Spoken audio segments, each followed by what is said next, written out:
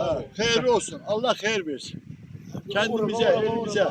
Güzel, güzel. Eyvah. Sağ olsun Elmas, sağ ol Elmas. Allah kömeğin olsun. Allah bu anı rahmet Çok eylesin. mübarek. Güzel oldu, güzel. Çok mübarek. Gidelim. Git.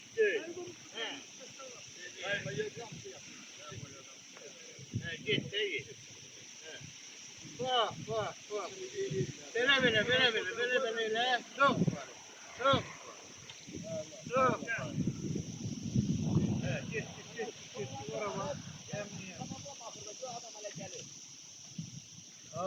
Sağ ol. Sağ olun. Gelen emirler sağ olun. Kaşak körpü düzeltti. Sağ olun. Salamat işlədəsiz. Salamat. Bizim böyle Sağ ol. o tarihten geçmek için Sağ olun. laf kaşen oldu. Hayırlı olsun. Sağ ol. Güzel, güzel. Gez babana gez.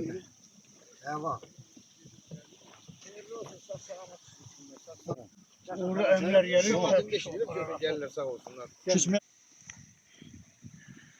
Hayır işlere işledesin. Sağ olun. Sağ olun. Sağ olun. O talip sattılara gidiyor. Akıcı başlık olursa sen ha? Ona da şey öyle.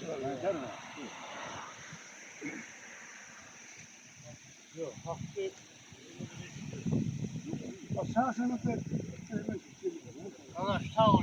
Ya o dünenden işleyen. Gücün de öyle. Teşkilatı sen Bir şey ol. görüyor. Xeyirli olsun. Sağ ol. Sağ ol.